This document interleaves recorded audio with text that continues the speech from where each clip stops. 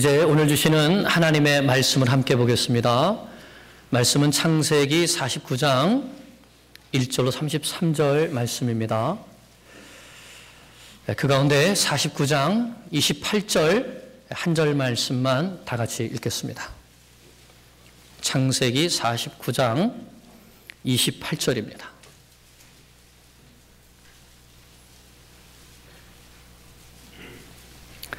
찾았으면 함께 한 목소리로 봉독합니다. 이들은 이스라엘의 12지파라. 이와 같이 그들의 아버지가 그들에게 말하고 그들에게 축복하였으니 곧 그들 각 사람의 분량대로 축복하였더라. 아멘. 할렐루야. 네. 주님의 은혜와 평강이 성도님들 가정과 일터마다 함께 하시기를 축원합니다. 오늘 말씀은 흔히 야곱의 축복이라고 불리는 말씀입니다. 28절 말씀과 같이 야곱이 12아들들을 불러서 각 사람의 믿음의 분량대로 축복한 것이 오늘 말씀입니다. 이 축복의 내용을 보면 유다와 요셉을 보면 분명히 축복인 것을 알겠습니다. 유다를 보면 규와 통치자의 지팡이가 떠나지 않을 것이라고 축복하고, 또 요셉에게는 샘 곁에 무성한 가지처럼 담장을 넘어서 지경을 넓히라고 축복합니다. 하지만 루벤이나 또는 시므온과 레위 같은 경우는 이게 축복인가? 이거 저주가 아닌가? 하는 생각이 들게 합니다. 루벤에게는 너는 탁월하지 못하리라 라고 하고, 시몬과 레위에게는 저주를 받아서 이스라엘 중에서 흩어지리라고 합니다. 아니, 분명히 28절에 보면 각 사람의 분량대로 축복했다고 했는데 이게 정말 축복인가? 이것이 오늘 우리가 함께 풀어봐야 될 숙제입니다. 중요한 것은 이 모든 축복을 야곱이 자기 뜻대로 말하지 않았다는 것입니다.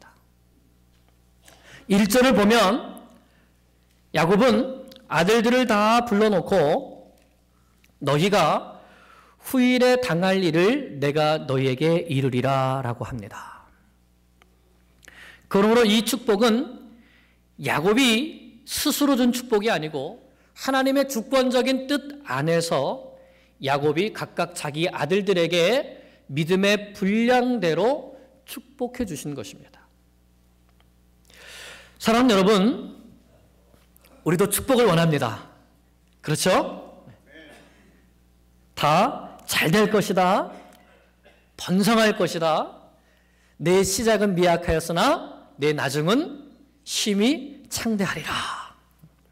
이런 말을 듣기 원하시죠? 너 잘 안 될 거야. 하는 일마다 안 풀릴 거야. 넌 흩어질 거야. 심판을 받을 거야. 이런 말은 듣고 싶지 않습니다. 그런데 야곱이라고 해서 어떤 자식들은 저주하고 싶어서 이렇게 말했을까요? 그렇지 않은 것입니다. 28절에 분명히 그들 각 사람의 분량대로라고 말했습니다. 각 사람의 분량대로. 자기 마음대로 한 것이 아니라 하나님께서 각 사람의 믿음을 달아보시고 그 분량대로 주라고 하신 축복을 축복한 것이죠. 그러므로 야곱의 자녀들이 아무리 아버지한테 정말 큰 축복의 말을 받고 싶어도 그렇게 되지 않았다는 것은 우리가 깨달아야 될 점이 있습니다. 무엇인가 하면 나도 내 믿음의 분량대로 축복을 받는구나. 내가 아무리 하나님께 복을 달라고 떼를 써도 내 믿음의 분량이 자라나지 못하면 나도 어쩌면 르우벤이나 시몬이나 레이처럼 될 수도 있겠구나 하는 것입니다. 하지만 나도 유다처럼 참된 회개의 열매를 맺고 요셉처럼 그 믿음이 하나님 주권 신앙에까지 자라게 되면 하나님께서 나를 구원 역사에 써주시고 나뿐만 아니라 내 가족 가운데 하나님의 복이 넘치고 그 축복이 담장을 넘어서 세계 만방의 여러 사람들에게까지 넘치게 되겠구나. 오늘 이것을 우리가 배울 수 있기를 축복합니다. 우리 모두가 유다와 요셉과 같은 축복의 사람이 되기를 축원합니다. 그러면 이제 각 사람이 어떻게 그 분량대로 축복받았는가를 살펴보면서 오늘 성령님께서 우리에게 주시는 말씀이 있을 것입니다. 나는 어떻게 해야 될까? 나는 어떻게 살아야 될까? 그 가르침을 주실 때에 아멘으로 받고 순종하는 복이 있기를 기도합니다. 먼저 르우벤입니다. 3절, 4절을 같이 읽겠습니다. 르우벤아, 너는 내 장자요, 내 능력이요. 탁월하다마는 물의 끓음 같았은즉 너는 탁월하지 못하리니 내가 아버지의 침상에 올라 더럽혔음이로다. 그가 내 침상에 올랐었도다. 르우벤은 야곱의 장자로서 야곱이 정말 모든 기대를 쏟아부었던 그러한 사람이었습니다. 마치 이삭이 장자였던 에서에게 기대를 가지고 있었던 것처럼 야곱은 르우벤을 기대하고 있었죠. 르우벤은 야곱이 낳은 맏아들이었을 뿐만 아니라 오늘 말씀에 보니까 내 장자요, 내 능력이요, 내 기력의 시작이고 위풍이 월등하고 권능이 탁월했다고 말합니다. 장자였을 뿐만 아니라 다른 형제들보다 힘도 세고 얼굴도 잘생기고 능력도 있는 바로 그런 아들이었던 것이죠. 그래서 기대하고 있었습니다. 그런데 그 안에 어떤 성품이 있었냐 하면 물의 끓음과 같은 성품이 있었습니다. 물의 끓음이라는 것이 무엇인가 하면 여러분 냄비에다 물을 끓이면 물이 팔팔 끓을 때 어떻게 되죠? 그 위에 거품 같은 것들이 막 이렇게 일어나게 되죠. 바로 그 거품과 같았다는 것입니다. 여러분 냄비 근성이라는 말 들어보셨습니까? 어떤 사람을 두고 이렇게 말하죠? 어떤 상황에 따라서 확 끌어올랐다가 또 금방 싹 식어버리는 그런 사람을 말합니다. 감정에 따라서 확 뜨겁게 올랐다가 또는 딱 차가워져 버리는 사람을 말하죠. 르우벤이 그랬다는 것입니다. 끓어오르는 물의 거품처럼 충동적이고 무책임하고 방탕함의 기질을 잘 다스리지 못한 것입니다. 다른 형제들이 요셉을 죽이려고 했을 때에 또 요셉을 애굽의 노예로 팔아버리려고 했을 때에 맏형인 르우벤은 그들을 꾸짖거나 책망하지 않았습니다. 말리지 않았습니다. 애굽에서 가져온 곡식이 다 떨어져서 가서 다시 곡식을 사와야 되는데 아버지 야곱이 베냐민을 보내지 않겠다니까 내가 책임지고 베냐민을 데리고 갔다가 다시 데리고 올 테니까 내가 만약에 그렇게 하지 못하면 어떻게 하라고 하죠? 내 두 자식을 죽이라고 말합니다. 충동적으로 말하는 거예요. 무엇보다 끓어오르는 성적인 욕망을 다스리지 못해서 아버지의 아내인 비라와 통간했습니다. 외적인 조건들은 탁월했는데 내적으로 마음을 다스리는 힘이 약해서 충동적으로 끓는 물의 거품과 같은 삶을 살았던 것입니다. 이런 르우벤의 삶은 한마디로 제멋대로라고 말할 수 있습니다. 제멋대로. 자기 생각대로. 충동적으로. 믿음의 집안에서 태어나서 하나님께서 주신 탁월한 자질들이 있었지만 물의 끓음과 같이 충동적으로 제 멋대로 살았을 때 결국은 하나님의 축복에서 멀어지고 탁월하지 못한 사람이 되고 만 것입니다. 이 탁월하지 못하다는 말의 히브리어의 그 원뜻은 남기지 못한다는 뜻입니다. 한마디로 하나님 앞에서 아무것도 남기지 못하는 삶을 살고 말았다는 것입니다. 이와 같은 야곱의 책망대로 역사적으로 그 후에도 르우벤 지파는 탁월하지 못합니다. 르우벤 지파에서는 이스라엘을 인도하는 지도자가 나온 적이 없습니다. 함께 요단강을 건너서 약속의 땅에 들어가야 되는데도 르우벤 지파는 그 땅에 들어가지 않고 우리는 요단 동편에 남겠다고 하죠. 사사시대에도 드보라가 군대를 일으켜서 이스라엘을 구원하고자 할 때에 르우벤 지파는 그 땅에 남아서 드보라를 돕지 않습니다. 따르지 않습니다. 하나님 앞에 남기는 것이 없게 되는 것이죠. 사랑하는 여러분, 하나님께서는 우리에게 하나님의 자녀라는 놀라운 특권을 주셨습니다. 그리고 각 사람에게 은사를 주셔서 각 사람에게 탁월함이 있게 하셨습니다. 다 다르죠. 어떤 분에게는 지식의 은사를 주셔서 아주 똑똑하게 탁월함이 있게 하셨습니다. 어떤 분에게는 지혜의 은사가 있어서 상황들을 잘 분별하고 바른 방향으로 이끌어가는 그러한 탁월함이 있습니다. 어떤 분은 음악을, 어떤 분은 미술을, 이러한 예술의 탁월함이 있고, 또 어떤 분은 잘생긴 외모와 빼어난 아름다움도 있습니다. 하나님은 이러한 탁월함을 가지고 하나님께 영광을 올려드리기를 원하십니다. 그런데 그런 탁월함을 가지고 우리가 끓는 물같이 이것을 제 멋대로 쓸 때에, 충동적으로 쓸 때에, 육신의 욕망을 위해서 사용할 때에, 정욕을 위해서 쓸 때에 결국은 하나님 앞에 쓸모없는 사람, 아무것도 남기지 못하는 사람이 되고 마는 것입니다. 사랑하는 여러분, 혹시 나에게 이와 같은 모습이 있지 않습니까? 갑자기 무엇을 해야겠다는 생각이 들면 물불 안 가리고 뛰어들어서 그냥 해버리는 성격이 있지 않습니까?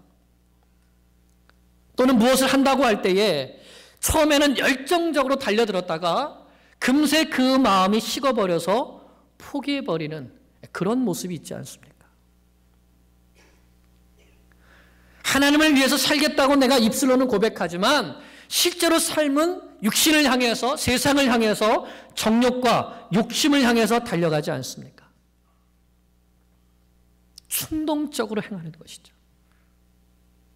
죄인 것을 분명히 아는데 그 죄를 다스리지 못하고 그 죄에 끌려가는 삶을 사는 것입니다. 그리스도 안에서 이와 같은 정욕과 욕심은 십자가의 못을 박아야 됩니다. 갈라디아서 5장 24절에 이렇게 말씀합니다. 그리스도 예수의 사람들은 육체와 함께 그 정욕과 탐심을 십자가에 못 박았느니라. 하나님 혹시 내 안에 이런 모습이 있습니까? 충동적으로 이 세상에 끌려다니는 모습이 있습니까? 내 속에 르우벤과 같은 끓는 물과 같은 이런 모습이 있습니까? 주님, 그것을 십자가에 못 박아 주십시오. 내가 정욕과 탐심을 쫓아가는 사람이 아니라 하나님께서 나에게 주신 탁월함으로 하나님께 영광을 올려드리는 사람이 되게 해 주시옵소서. 그럴 때 하나님께 남는 것이 있는, 하나님께 영광을 올려드리는 인생을 살게 될 것입니다. 다음은 시므온과 레위입니다. 5절에서 7절을 보겠습니다. 같이 읽습니다. 시므온과 레위는 형제요, 그들의 칼은 폭력의 도구로다. 내 호나 그들의 모의에 상관하지 말지어다. 그들이 그들의 분노대로 사람을 죽이고 그들의 혈기대로 소의 발목 힘줄을 끊었음이로다.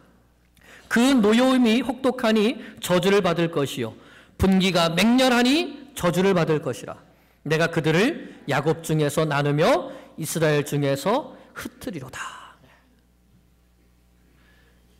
이 시몬과 레위는 한마디로 폭력의 도구라고 말씀하고 있습니다.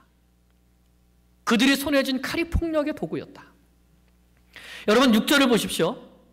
6절을 쭉 보시다가 어디에다 밑줄을 치시냐면 그들이 그들의 분노대로, 거기 줄을 한번 치십시오. 분노대로 사람을 죽이고 또 그들의 혈기대로, 거기 혈기대로에 밑줄을 치십시오. 그러니까 시몬과 레위는 무엇을 따라서 사는 사람이었습니까? 분노대로, 혈기대로 사람을 죽이고 소의 발목 힘줄을 끊고, 그러니까 자신에게 주신 모든 힘을 뭐 하는데 쏘는 겁니까? 분풀이 하는데, 화풀이 하는데, 원수 갚는데 그 힘을 쏟아붓는 겁니다. 이 말씀은 창세기 34장에서 야곱의 딸 디나가 세겜에게 강간을 당하는 사건이 나게 되죠. 그때 그 분풀이로 시몬과 레이가 칼을 차고 들어가서 모든 남자를 죽이고 재물을 노략한 사건을 두고 말하는 것입니다. 그 동기가 무엇이었습니까? 세겜이 자기들의 누이 디나를 욕보인 것이 화가 난 것이죠. 그래서 말로는 야, 너희가 할례를 받으면 우리 같이 통혼하자 라고 이렇게 거짓말로 속여놓고서는 그들이 할례를 받고 고통스러워할 때에 시몬과 레이가 칼을 차고 들어가서 세겜 족속 가운데 모든 남자들을 다 죽이고 그 아내들도 빼앗고 다 노략질한 것이죠. 끓어오르는 분노를 무엇으로 해결했습니까? 자기 혈기를 따라서 칼로 해결한 것입니다. 그런데 그 결과 하나님 앞에 받는 것이 무엇입니까? 내가 옳은 일을 했다고 할 수 있죠. 창세기 34장에 보면 그들이 이렇게 말합니다. 그들이 우리 누이를 창녀같이 대우함이 옳으니까 우리는 의협심에서 의로움에서 이렇게 했다는 거예요. 그런데 그 결과 하나님이 오늘 뭐라 그러시죠? 저주를 받아 야곱 중에서 나눠지고 이스라엘 중에서 흩어지리라. 분노대로 하는 사람, 혈기대로 하는 사람은 결국 하나님 앞에 저주를 받을 수밖에 없다는 것입니다. 하나님 앞에 복을 받지 못한다는 것이죠. 정말 그 말씀대로 시몬 지파는 이스라엘의 12지파 가운데 점점 쇠약해져가는 지파가 됩니다. 모세가 이스라엘 백성들을 가나안 땅에서 구원해서 출애굽했을 때에 첫 번째 인구 조사를 할 때에 시몬 지파의 인구수가 59,300명이었습니다. 근데 40년 광야 생활을 하고 가나안 땅에 들어가기 전에 다시 한번 인구 조사를 하는데 그때는 22,200명이었습니다. 얼마나 줄었죠? 59,000명에서 22,000명으로 절반 이상이나 줄어드는 그러한 지파가 되고 말았습니다. 뿐만 아니라 가나안 땅을 분배받을 때에도 유독 이 시므온 지파만 유다 지파 안에 조그마한 땅을 분배받고 맙니다. 그리고 그렇게 살다가 결국은 이스라엘 가운데서 있는지 없는지도 모르는 그러한 지파로 흐지부지한 그런 지파가 되게 되고 말았습니다. 분을 내고 내 혈기를 부리면서 원수를 갚으면 속이 시원할 것 같지만 하나님은 기뻐하시지 않는 것입니다. 불꽃이 활활 타오르면 다른 사람을 태울 뿐만 아니라 자기도 어떻게 되죠? 자기도 타는 겁니다. 자기도 사그라드는 것이죠. 하나님 앞에 그의 인생이 사그라들게 되는 것입니다. 분노를 다스리지 못하면, 혈기를 다스리지 못하면. 레위 지파도 한 지역에 모여서 살지 못하고 이스라엘 방방곡곡에 흩어져 사는 지파가 되고 맙니다. 그런데 시므온 지파와 차이점이 있습니다. 무엇인가 하면 레위 지파는 어떤 지파가 되죠? 맞습니다. 제사장 지파가 되어서 흩어져 살지만 흩어져 있는 곳에서 하나님을 예배하고 하나님의 말씀을 가르치는 지파로 살게 됩니다. 하나님께서 저주를 무엇으로 바꾸신 거죠? 축복으로 바꾸신 겁니다. 그러면 레위 지파는 왜 그렇게 되었을까요? 왜 이 저주가 축복으로 바뀌었을까요? 그게 바로 금송아지 사건 때입니다. 모세가 시내산에 올라가서 십계명을 받을 때에 40일이 지나도 내려오지 않으니까 밑에서 아론과 그의 백성들이 모세는 틀림없이 죽었나 보다. 그러면서 뭘 만들죠? 금송아지를 만들면서 이것이 우리를 애굽에서 인도해낸 우리의 하나님이다 하면서 그 앞에서 춤추고 뛰놀면서 음란하게 우상 숭배를 했습니다. 하나님께서 그것을 보시고 진노하시면서 모세에게 내가 이 백성들을 다 멸하리라 하십니다. 그때 모세가 하나님 앞에 엎드려서 은총을 구합니다. 하나님, 아브라함에게 주신 언약이 있지 않으십니까? 그 언약을 기억하사 이 백성을 멸하지 마시고 은혜를 베풀어 주시옵소서. 하나님께서 그 기도를 들으시고 참으십니다. 그때 모세가 산에서 내려와서 그 백성들을 향해서 소리치죠. 너희가 어떻게 하나님 앞에서 이와 같은 악을 행하느냐? 그러면서 누구든지 여호와께 헌신된 사람은 칼을 차고 자기 형제와 친구와 이웃을 멸할지니라, 여호와의 이름으로 심판하고 징계할지니라 라고 말합니다. 그때 칼을 차고 형제와 친구와 그 이웃들을 3,000명가량을 멸한 지파가 있습니다. 어느 지파죠? 레위 지파입니다. 칼을 원수 갚는 데 쓴 것이 아니라 하나님 앞에 헌신하는 일에 다시 쓰게 된 것이죠. 그랬을 때 하나님께서 그 저주가 복이 되게 하셔서 흩어져 살지만 그 흩어진 곳에서 하나님을 섬기고 하나님을 섬기도록 백성들을 가르치고 인도하는 하나님께 헌신된 지파가 되게 하신 것입니다. 사랑하는 여러분, 우리 사람은 누구에게나 정말 분을 낼 만한 순간이 있습니다. 화를 낼 만한 순간이 있어요. 그런 상황들이 있습니다.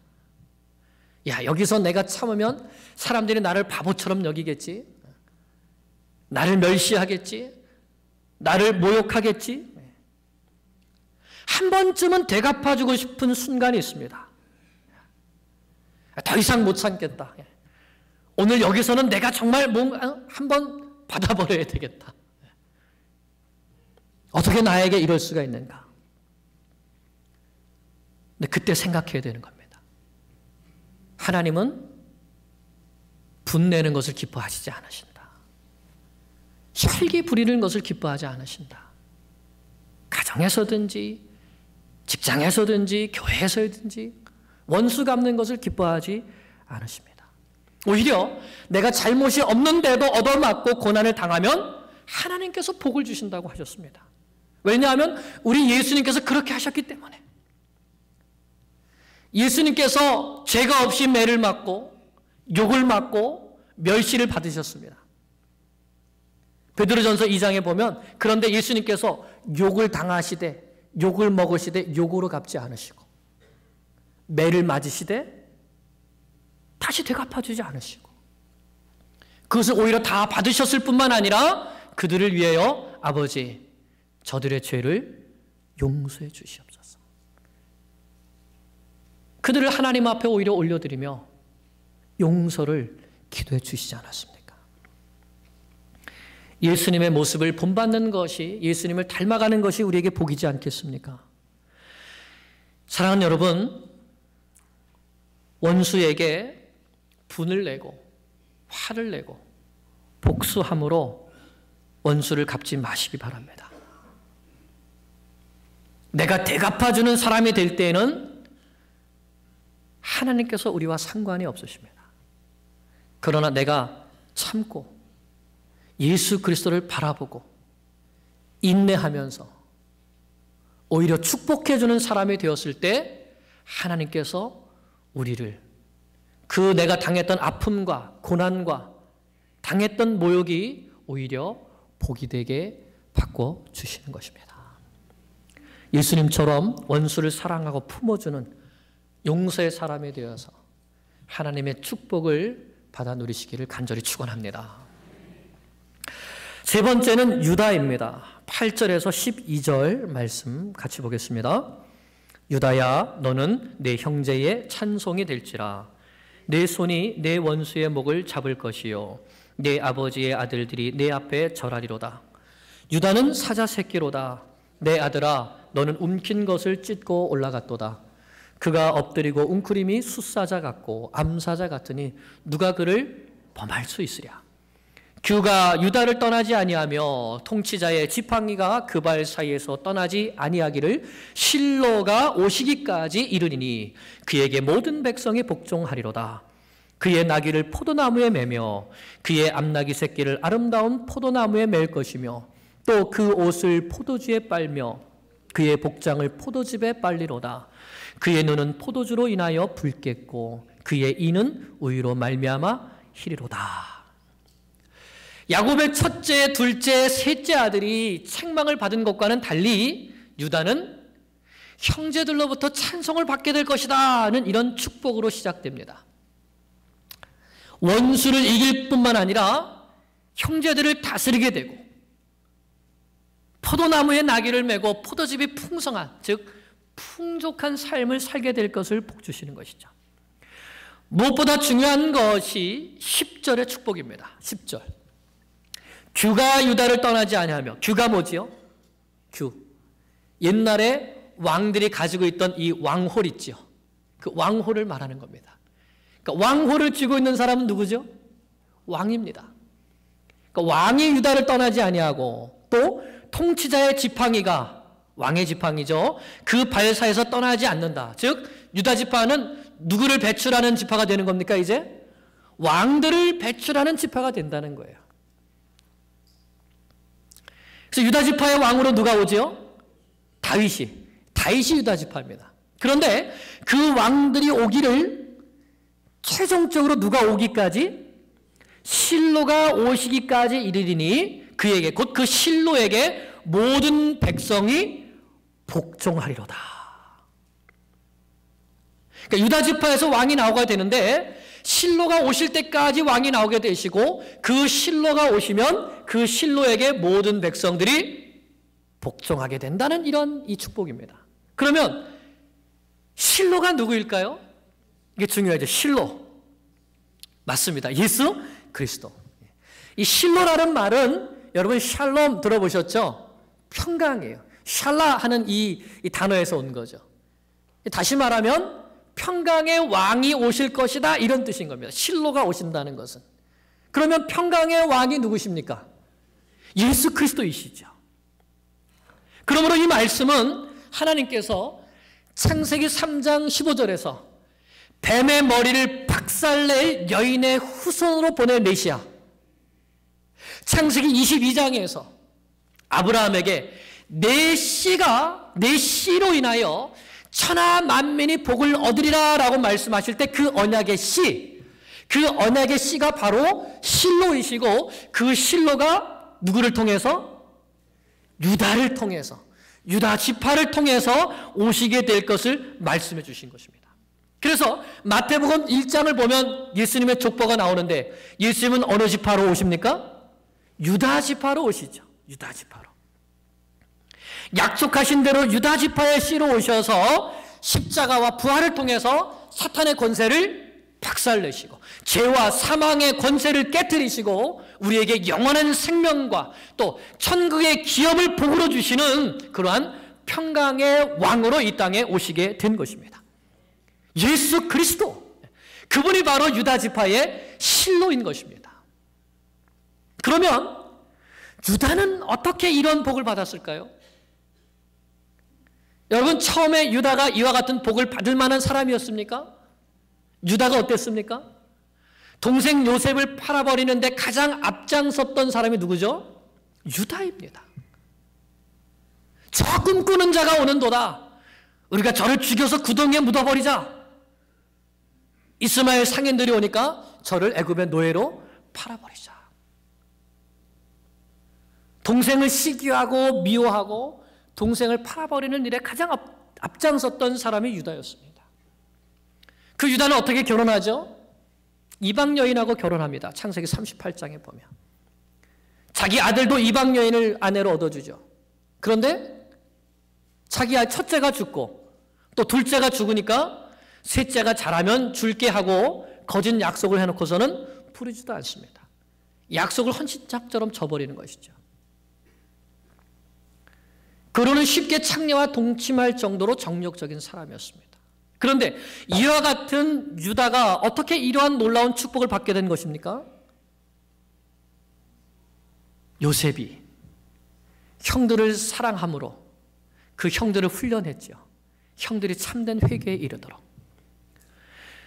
하나님께서 요셉을 통해서 회개하라고 하실 때에 유다가 그것을 깨닫고 자신의 잘못을 뉘우치고 하나님 앞에 진실된 회개를 함을 통해서 하나님 앞에 다시 인정받고 하나님 앞에 다시 서게 되고 아버지를 자기 목숨보다 더 사랑하고 동생 베냐민을 위해서 자기 목숨까지 내어주는 그와 같은 희생적인 예수님의 사랑을 본받는 사람이 되었을 때 하나님께서 그를 통해서 메시아 예수 그리스도께서 나오게 하시는 놀라운 은혜를 베풀어 주신 것입니다.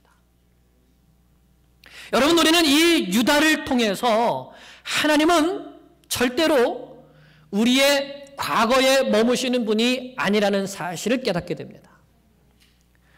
하나님은 우리의 과거 때문에 우리를 메워두시는 분이 아닙니다. 너 옛날에 그렇게 했잖아. 너 옛날에 그거 잘못했잖아. 하나님은 그러시는 분이 아니에요. 하나님은 우리에게 기회를 주시는 분이십니다.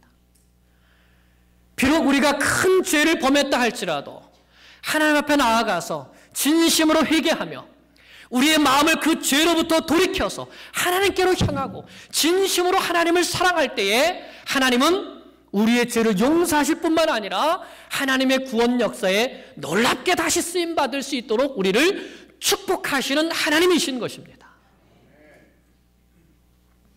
그러므로 우리는 하나님 앞에서 우리의 죄를 회개하고 우리의 마음을 온전히 하나님께로 돌이키고 전심으로 하나님을 사랑하며 그 사랑으로 형제를 사랑하고 이웃을 사랑하는 사람이 되어야 합니다. 그렇게 하라고 우리에게 독생자 예수 그리스도, 실로이신 예수 그리스도를 주신 것입니다. 사랑하는 여러분, 내가 이제까지 어떠한 잘못을 저질렀다 할지라도 나 옛날에 그랬기 때문에 나는 안 돼. 난 하나님 앞에 나갈 수 없어. 이게 아니라 하나님께로 마음을 돌이키시고 하나님을 향해서 걸어가시기 바랍니다. 하나님께서 나의 과거의 죄를 축복으로 바꾸어 주실 것입니다. 우리의 마음을 하나님께로 돌이키기만 하면. 죄를 미워하고 하나님을 사랑하십시오. 참된 회개의 열매를 맺으십시오. 하나님을 사랑하는 마음으로 형제를 사랑하고 이웃을 사랑하고 야곱처럼, 유다처럼 자기 자신을 내어줘 보십시오. 그럴 때 하나님께서는 여러분을 이 시대의 유다와 같이 사용하실 것입니다. 여러분을 축복의 통로로 사용하실 뿐만 아니라 여러분을 통해서 그리스도를 높여드리는 자녀들이 나오게 하실 것이고 하나님을 찬양하며 하나님께 영광 돌리는 거룩한 족속들이 유다의 지파를 통해서 나온 것과 같이 그렇게 우리의 자손들을 통해서 자자손손 나오게 해주실 것을 믿습니다. 하나님은 우리에게 기회를 주시는 분이십니다. 하나님께서 주신 기회를 꼭 붙들고 하나님을 사랑하며 하나님의 영광을 위하여 우리의 마음을 하나님께로 돌이키는 주의 백성들 되시기를 간절히 축원합니다. 이제 마지막으로 요셉입니다. 22절에서 26절을 같이 보겠습니다. 요셉은 무성한 가지 곧 샘 곁에 무성한 가지라. 그 가지가 담을 넘었도다. 활 쏘는 자가 그를 학대하며 적개심을 가지고 그를 쏘았으나 요셉의 활은 도리어 굳세며 그의 팔은 힘이 있으니 이는 야곱의 전능자 이스라엘의 반석인 목자의 손을 힘입음이라. 내 아버지의 하나님께로 말미암나니 그가 너를 도우실 것이요 전능자로 말미암나니 그가 내게 복을 주실 것이라. 위로 하늘의 복과 아래로 깊은 샘의 복과 젖먹이는 복과 태의 복이리로다. 내 아버지의 축복이 내 선지의 축복보다 나아서 영원한 산이 한없음 같이 이 축복이 요셉의 머리로 돌아오며 그 형제 중에 뛰어난 자의 정수리로 돌아오리로다. 아멘. 이 요셉이 받은 축복은 한마디로 샘 곁에 심긴 무성한 가지의 복입니다. 게다가 그 가지가 담장을 넘어가서 자기 지파뿐만 아니라 다른 지파에게도 축복을 나눠주는 그러한 지파가 되는 것이죠. 그래서 이스라엘 지파 중에서 가장 번성한 지파가 바로 에브라임 지파가 됩니다. 실제로 요셉은 가는 곳마다 축복이 되는 삶을 살았습니다. 요셉이 보디발의 집에 있을 때는 누가 복을 받죠? 보디발이 복을 받았습니다. 그 집이 풍성해지는 복이 받았습니다. 요셉이 감옥에 있을 때는 감옥이 복을 받았고 요셉이 애굽의 총리가 되었을 때는 온 애굽이 복을 받았습니다.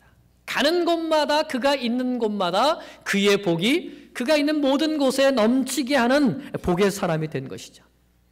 심지어는 7년 동안의 대기근 동안에도 애굽의 수많은 사람들과 주변 나라의 많은 사람들이 요셉으로 인해서 생명을 구원받는 놀라운 역사가 일어났습니다. 무엇보다도 요셉의 축복은 아버지 야곱의 집을 안전하게 지키고 번성하게 하여서 하나님께서 아브라함에게 언약하셨던 것, 내 씨가 큰 민족을 이루리라 하셨던 그 언약의 통로로 쓰임을 받게 된 것이죠. 그러면 요셉은 어떻게 이런 축복을 받게 되었을까요? 23절을 보세요. 23절. 요셉의 인생 가운데 어떤 일이 있었습니까?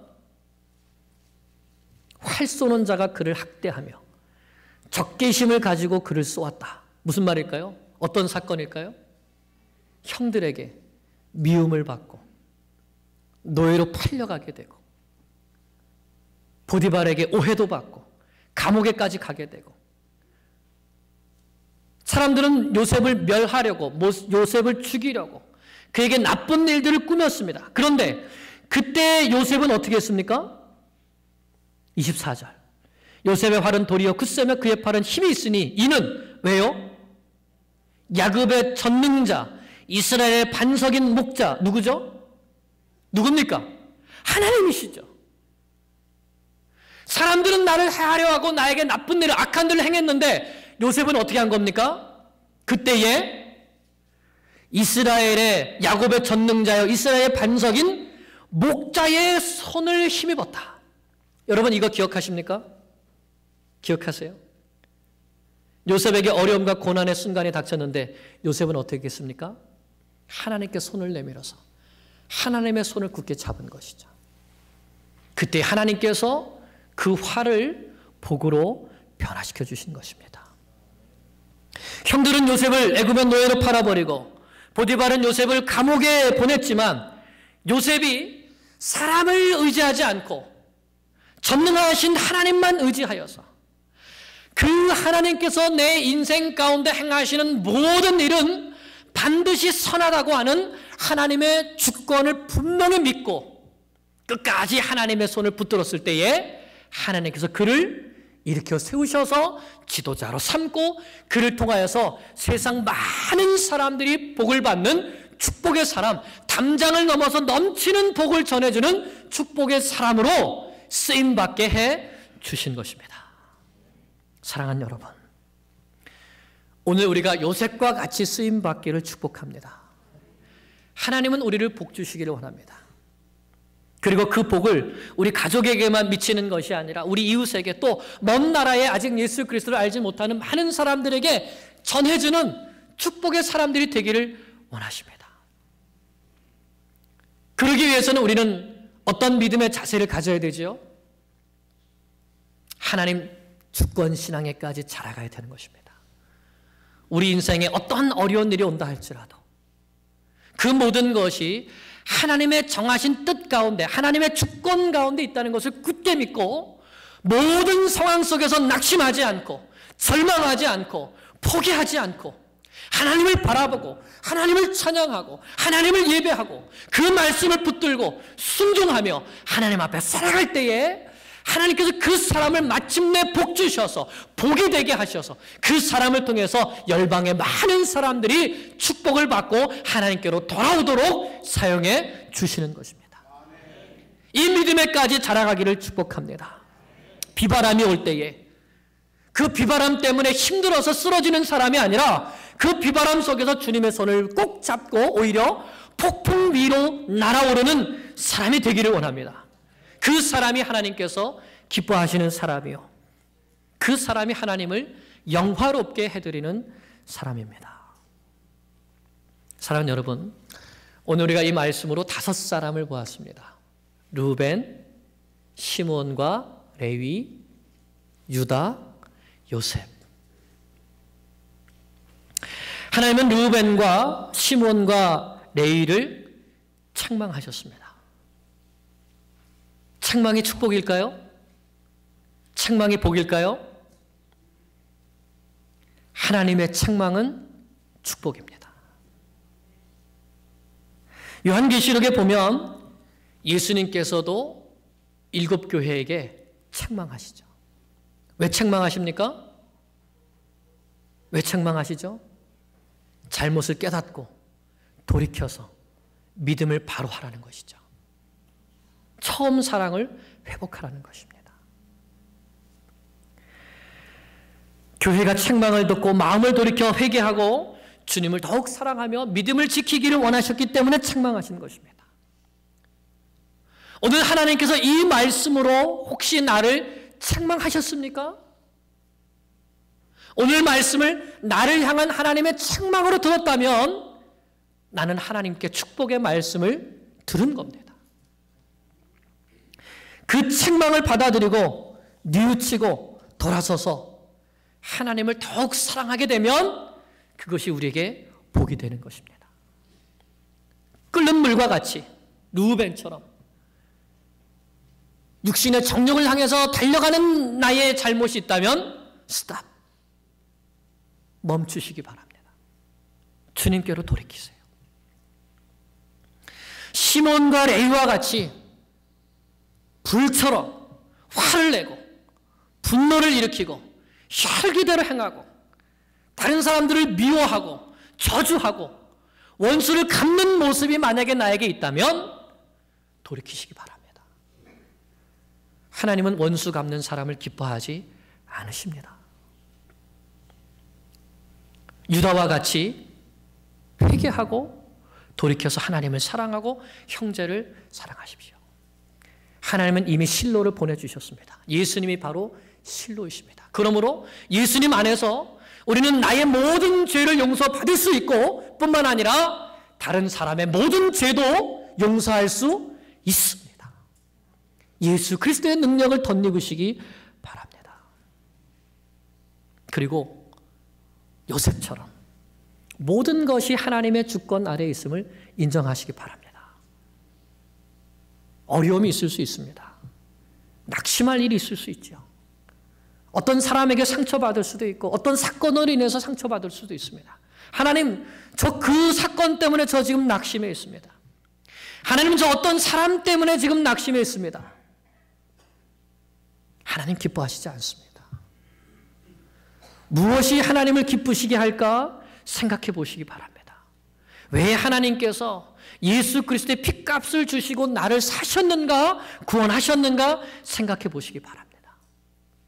하나님의 주권을 인정하시고, 그래, 그 사건도 그 어려움도 하나님께서 나를 사랑하셔서 나를 새롭게 하시려고, 나를 빚으시려고, 나를 연단하시려고, 나를 그렇게 만드셔서 요셉처럼 무성한 가지가 되게 하시려고 나에게 주신 것으로 받아들이시기 바랍니다. 그리고 하나님 앞에 엎드리십시오. 하나님만 바라보며 요셉처럼 살아가십시오.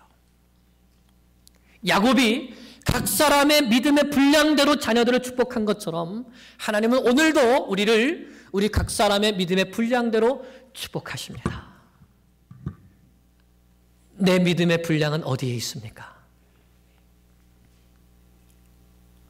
우리가 유다처럼 요셉처럼 자라가서 하나님께서 오늘 우리를 유다 지파의 조상으로, 요셉 지파의 조상으로 세워주시고 그 복을 가정과 교회와 이웃과 만방으로 흘려보낼 수 있는 그러한 사람들로 세워주시기를 간절히 축원합니다. 기도하겠습니다.